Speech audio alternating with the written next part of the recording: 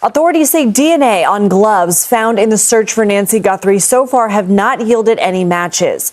The Pima County Sheriff's Department says the DNA evidence was submitted to its national database called CODIS, which contains data on people with previous arrest records, and produced no matches. It also did not match DNA found at the property, but DNA evidence found at the residence is also being analyzed. Investigators say they will be searching commercial genealogy databases with the DNA profile found on the gloves for a possible match.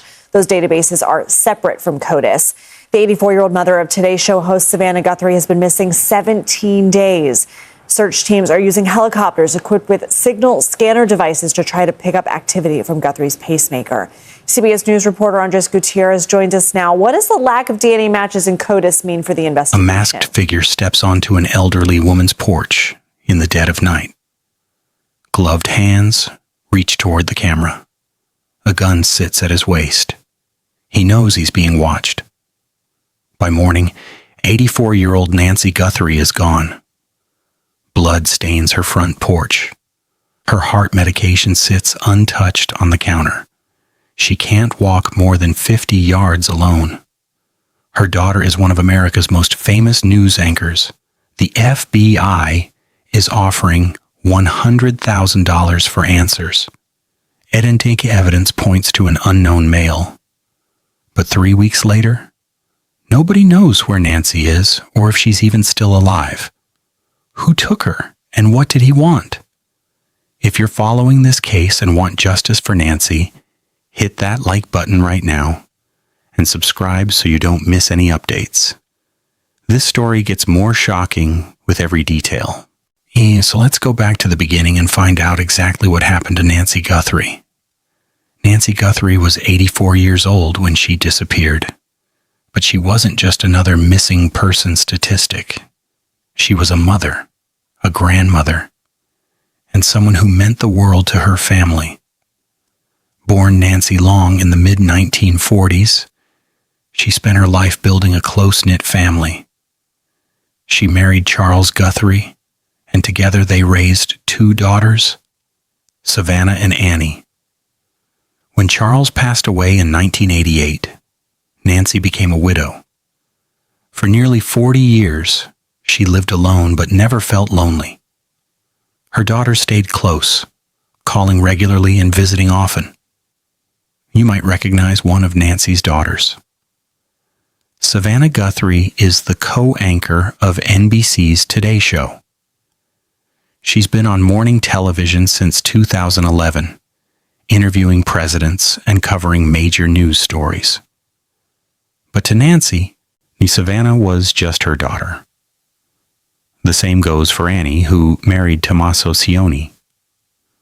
Both daughters made sure their mom never felt forgotten. Nancy lived in Catalina Foothills, a quiet area outside Tucson, Arizona. It's the kind of neighborhood where people feel safe. Nice homes, friendly neighbors, low crime. Nancy's house had security cameras because she wanted to be careful, but she never expected to actually need them. At 84, Nancy faced some health challenges. She couldn't walk more than 50 yards without help. Her legs just weren't strong enough anymore. She also depended on heart medication every single day to stay healthy. Without it, her condition could become dangerous fast. But Nancy's mind was sharp. She had no memory problems. She knew her routine and stuck to it. On Sundays, she loved watching church services online with a friend. It was something she looked forward to every week. Her family knew her schedule and checked in on her constantly. Nancy wasn't the type to wander off or forget where she was. She needed her medication. She needed help getting around. Everyone who knew her understood that if Nancy went missing and something was terribly wrong, her son-in-law Tommaso was the last person to see her safe. On Saturday night, January 31st, 2026, he dropped Nancy off at her home around 9:50 p.m. She walked inside, said goodnight, and closed the door. Everything seemed normal. But in just a few hours, Nancy's quiet, predictable life would be torn apart, and her family's worst nightmare would begin. Saturday, January 31st, 2026, started like any other day for Nancy Guthrie. She spent time with family and enjoyed her evening and prepared to head home. There was nothing unusual about it, nothing that would make anyone think danger was coming. At 9:50 p.m., her son-in-law Tommaso Cioni pulled up to Nancy's house in Catalina Foothills. He helped her to the door, made sure she got inside safely, and said goodnight. Nancy locked the door behind her. Tommaso drove away, thinking his mother-in-law was settled in for the night. Nancy had plans for the next morning. She was supposed to watch a church service online with a friend. It was part of her Sunday routine, something she never missed. Her family knew about it. They expected to hear from her the next day. The neighborhood was quiet that night. Catalina Foothills isn't the kind of place where people worry about crime. Families sleep with their windows open, kids ride bikes in the street. It's peaceful, safe, or at least that's what everyone thought. Nancy's home had a Nest doorbell camera pointing at the front entrance. It was connected to the cloud, recording everything that happened outside her door. She also had other security measures in place. For an 84-year-old woman living alone, she was as protected as she could be. Inside, Nancy likely took her evening medication, got ready for bed, and settled in. She had no reason to be afraid. No reason to think that in just a few hours, someone would be standing on her porch. The cameras were recording. The neighborhood was asleep. And Nancy Guthrie had no idea that before the sun came up, her life would be violently ripped away from her. At 1:47 a.m. on Sunday, February 1st, Nancy's doorbell camera captured something terrifying. A figure appeared on her front porch. The person wore a black balaclava mask covering their entire face. Black gloves covered their hands. On their back was a 25-liter Ozark Trail hiker pack backpack. And most disturbing of all, a gun sat in a holster on their waist, clearly visible. This wasn't some random person walking by. This was someone who came prepared. The intruder moved slowly, looking around Nancy's property. Then they noticed the doorbell camera staring right at them. Instead of running away, they reached up with a gloved hand and tried to cover the lens. When that didn't work completely, they looked around for another solution. The intruder spotted plants and greenery near the entrance. They carefully moved branches and leaves in front of the camera to block the view. Every movement was slow and deliberate. This person knew what they were doing. They had thought this through. This wasn't a panicked burglar. This was someone with a plan. At 2:12 a.m., just 25 minutes later, more motion was detected at Nancy's home. Investigators believe this is when the intruder got inside. This is when Nancy Guthrie was taken. We don't know exactly what happened in those moments. Did Nancy wake up? Did she try to fight back? Did she scream for help? The cameras couldn't see inside, and the neighbors heard nothing. But we do know one thing, Nancy didn't leave willingly. Hours passed. The sun came up over Tucson. Sunday morning arrived.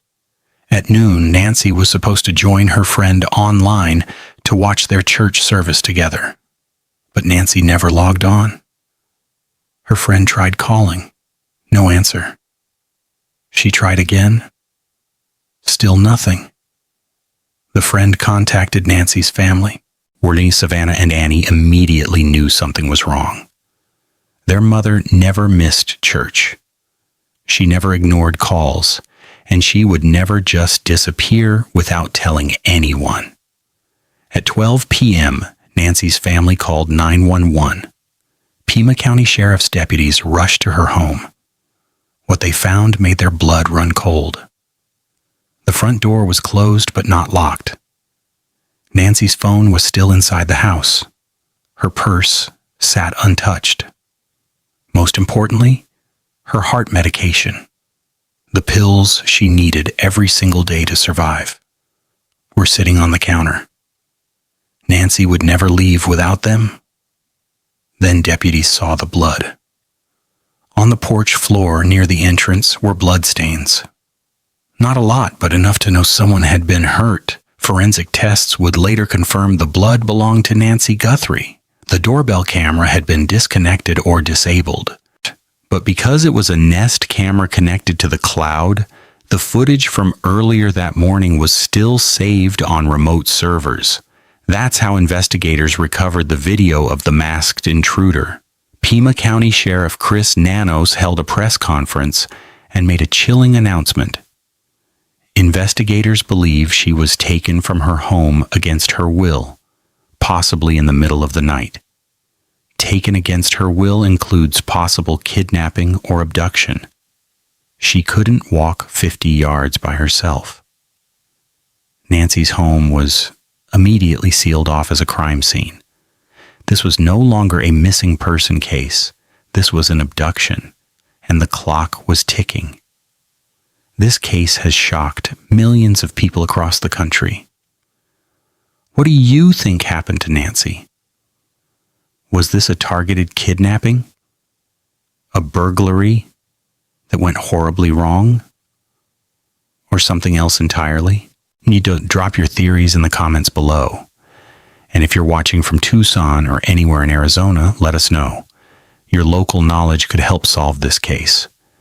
Now let's look at what investigators found next. Within hours of discovering Nancy was missing, law enforcement launched one of the biggest search operations Arizona has seen in years. The Pima County Sheriff's Department took the lead, but they didn't work alone. The FBI joined immediately, bringing their resources and expertise. U.S. Customs and Border Protection sent teams.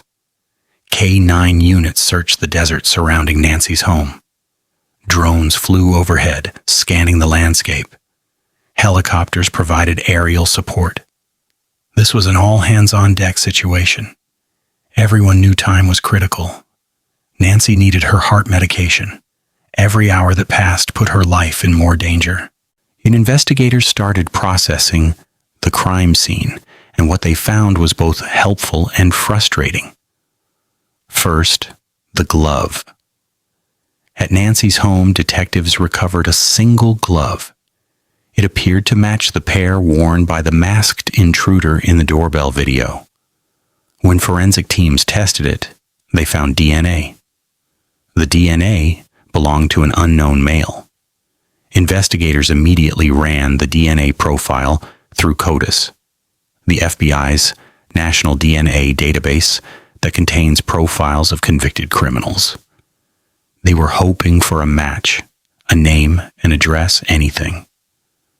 But the search came back empty. No match. Whoever this person is, they've never been arrested before. They have no criminal record in the system. So investigators turned to a newer technique called investigative genetic genealogy. This is the same method that caught the Golden State Killer. Scientists use the DNA to build family trees, looking for distant relatives who might lead them to the suspect. It's a slow process, but it works. As of now, that investigation is still ongoing. Next, the blood evidence. The blood found on Nancy's porch was sent to a lab for testing. Results confirmed what everyone feared. It was Nancy's blood. She had been injured during the abduction. How badly, investigators haven't said. But the fact that there was blood at all tells us Nancy didn't go quietly. There was a struggle. Then came the video analysis. The FBI's forensic video team studied every frame of the doorbell footage. They measured the suspect's height, by comparing him to objects in the frame. The door, the porch railing plants. Based on their analysis, where they determined the suspect as a male between 5 feet 9 inches and 5 feet 10 inches tall. He has an average build, not skinny, not heavy, just average. That description fits millions of men, but it's a start. Investigators also focused on the suspect's gear. The black balaclava mask and the Ozark Trail backpack stood out. Detectives believe both items were purchased at Walmart. They've been contacting Walmart stores across Arizona and neighboring states requesting purchase records. They're looking for anyone who bought that specific backpack model around the time of the abduction. It's tedious work, but one receipt could crack the case wide open. Then things got even stranger. Ransom notes started arriving at local media outlets. These weren't random letters. They contained details about Nancy's home that only someone who had been inside would know. Specific damage to the house, where certain items were placed. Information that was never released to the public. Investigators are treating these notes as credible communication from the abductor. But so far, the notes haven't led to an arrest. No demands have been made clear. No suspect has been identified. The public response has been overwhelming. A tip line was set up, and more than 30,000 tips have poured in from across the country. Every single one is being reviewed. Some are helpful, many aren't. But investigators can't afford to ignore anything. The FBI also announced a reward, $100,000 for information leading to Nancy's location or the arrest and conviction of anyone involved. More, that's one of the highest rewards ever offered for a missing person case. It shows just how serious this is. Early in the investigation, 2 men were briefly detained for questioning. Both were released. Neither has been named as a suspect or person of interest. As of now, law enforcement has no official suspects, but Sheriff Chris Nanos remains hopeful. In a recent statement, he said, "More operations are expected in the coming days." That suggests investigators are following active leads. They're not giving up. Someone out there knows who did this, and investigators are determined to find them. As news of Nancy's disappearance spread across the country, something ugly started happening online. Social media exploded with theories. Reddit threads filled with speculation. Facebook groups dissected every detail, and unfortunately, because some people started pointing fingers at Nancy's family. Armchair detectives with no training and no access to the actual evidence began accusing Savannah Guthrie and her family of being involved. They questioned why Tommaso was the last person to see Nancy. They wondered why Savannah wasn't talking more publicly. They created conspiracy theories out of thin air. It got so bad that Sheriff Chris Nanos felt he had to step in and make a public statement. On February 16th, the Pima County Sheriff's Office released a powerful message defending Nancy's family. The family has been nothing but cooperative and gracious, and are victims in this case. To suggest otherwise is not only wrong, it is cruel. Sheriff Nanos didn't stop there. In a text message to NBC News, he wrote, "Kindness matters. It is every cop's duty to stand up and be that voice for our victims." He made it clear Nancy's family had nothing to do with her disappearance. They've been cooperative from day one. They've provided investigators with everything asked of them. They've answered every question. They've done everything right. And yet, they were being attacked online by strangers who knew nothing about the case. Think about what Savannah Guthrie is going through. Her mother is missing. There's blood evidence, no proof of life. And instead of receiving support, she's reading accusations that she or her family might be responsible. It's heartbreaking, and it's wrong. Savannah did make one public plea. With tears in her eyes, she said, I wanted to come on, and it's been 2 weeks since our mom was taken, and I just wanted to come on and say that we still have hope, and we still believe. And I wanted to say to whoever has her or knows where she is that it's never too late. And you're not lost or alone. And it is never too late to do the right thing. And we are here. We believe. And we believe in the essential goodness of every human being. And it's never too late. It's never too late to do the right thing. We believe in the essential goodness of every human being. Even in her darkest moment, she's choosing hope over hate. She's asking whoever took her mother to have a conscience, to do what's right. Nancy's family are victims here. They're suffering unimaginable pain. They don't know if Nancy is alive. They don't know if she's being hurt.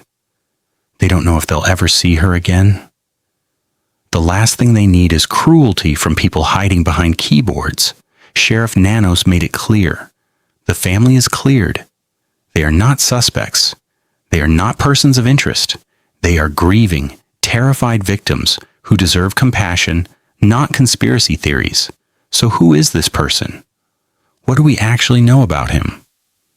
Based on the doorbell video and forensic analysis, investigators have built a basic profile. The suspect is male, was between 5 feet 9 inches and 5 feet 10 inches tall. He has an average build, nothing that would make him stand out in a crowd.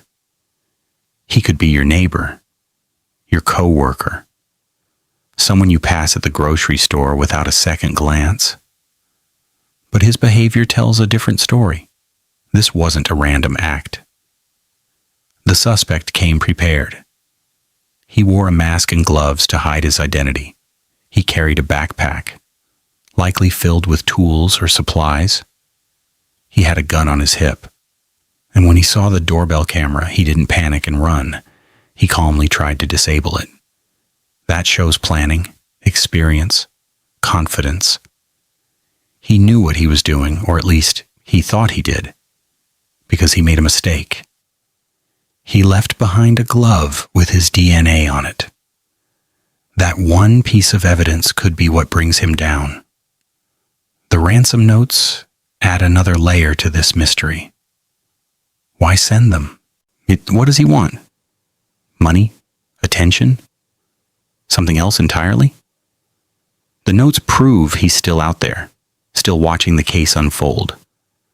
But they haven't helped identify him. Here's what's interesting. His DNA isn't in CODIS. That means he's never been convicted of a crime before. So is this his first offense? Or has he just been careful enough to never get caught until now? Sheriff Nanos said it best. Somebody out there knows who this is. A family member, a friend, a co-worker. Someone has seen that backpack. Someone recognizes that build, that walk, that height. And that someone could be the key to bringing Nancy home. Nancy's case is terrifying because it shows that even with security cameras in a safe neighborhood, danger can still strike. But there are lessons we can learn. Steps we can take to better protect our elderly loved ones. Your first security systems need backup. Nancy had a doorbell camera, but the suspect disabled it. If you have an elderly family member living alone, don't rely on just one camera. Install indoor cameras that cover entry points, front door, back door, windows. Use cellular-based alarm systems that can't be cut by disconnecting phone or internet lines. Consider professional monitoring services that automatically alert police when something's wrong. Multiple layers of security make it harder for criminals to succeed. Second, set up daily wellness checks. Nancy's family didn't realize something was wrong until noon the next day. That's 10 hours after the abduction. Imagine if they had known sooner. Create a system where your elderly loved one checks in every day at a specific time. A simple text message, a phone call, is even pressing a button on an app. If they miss the check-in, you get an alert immediately. Location sharing apps can also help. If your parent or grandparent suddenly leaves their home in the middle of the night, you'll know. Third, build a neighbor network. Talk to the people who live near your elderly family members. Exchange phone numbers. Ask them to keep an eye out for anything unusual. Neighbors see things that cameras miss. Apps like Nextdoor can help communities share information quickly. If someone spots a suspicious person or vehicle, everyone in the area gets notified. Fourth, consider medical alert devices. Nancy relied on heart medication. A medical alert device with GPS tracking could have helped locate her after she was taken. These devices are small, wearable, and can be activated with the press of a button. Some even have fall detection and automatic alerts if the person goes somewhere unexpected. Fifth, harden the home. Reinforce doors with deadbolts and security bars. Install motion-activated lights around the property. Trim bushes and trees near entrances so there's nowhere for someone to hide. Make it difficult for intruders to approach without being seen. Finally, trust your instincts and speak up. The FBI is offering $100,000 for information in Nancy's case. That reward exists because tips from regular people solve crimes. If you see something that doesn't feel right, a neighbor acting strangely, someone buying unusual items, a vehicle that doesn't belong, report it. You're not being paranoid. You're being smart. One phone call could save a life. Nancy's family did many things right. They stayed in contact. They had security cameras, and they called 911 when something felt wrong. But this still happened. That's why we all need to stay alert. Protect the vulnerable people in our lives. And never assume that it won't happen here, because it can happen anywhere. Nancy's family needs your help. If this case touched you, please share this video. It could reach the one person who knows something important. And if you have any information, no matter how small, contact the FBI immediately. That $100,000 reward could be yours, and you could be the hero who brings Nancy home. What's your theory on what happened? Drop it in the comments below. Nancy Guthrie is 84 years old. She's a mother, a grandmother, a woman who couldn't walk 50 yards without help, a woman who needed her heart medication every single day. And for 3 weeks now, she's been missing. Her family doesn't know if she's alive. They don't know if she's in pain. They don't know if they'll ever see her again. Every morning they wake up with the same fear. Every night they go to bed with the same questions. But they haven't given up hope. And neither have investigators. The evidence is there. DNA on a glove, blood on the porch, video of the suspect, ransom notes with inside information, over 30,000 tips from people who care. This suspect made mistakes. He left his DNA behind. He was caught on camera. He sent notes that could be traced, and mistakes like these lead to arrests. they lead to justice. Sheriff Chris Nanos reminded us all that kindness matters. In a world where it's easy to attack people online, where it's easy to spread rumors and conspiracy theories, we need to remember who the real victims are. Nancy's family deserves our compassion, not our cruelty. Savannah Guthrie, even in her darkest hour, said she believes in the essential goodness of every human being. She's holding on to hope that whoever took her mother will do the right thing. The search for Nancy continues. Law enforcement is following leads. The FBI is offering $100,000 for information. Genetic genealogy is working to identify the DNA. More operations are planned. This case will be solved. Nancy will be found. And the person responsible will face justice. If you know anything at all, contact the Pima County Sheriff's Department or the FBI. You could be the one who brings Nancy home. Justice is coming. It's just a matter of time. Thank you for watching and for caring about Nancy's story. Cases like this need attention. They need people like you who refuse to look away. If you want to stay updated on Nancy's case and hear about other true crime stories that demand justice, make sure you subscribe and hit that bell icon so you never miss an upload. Justice starts with awareness. And by watching, sharing, and speaking up, you're part of making that happen. I'll see you in the next one. Stay safe out there.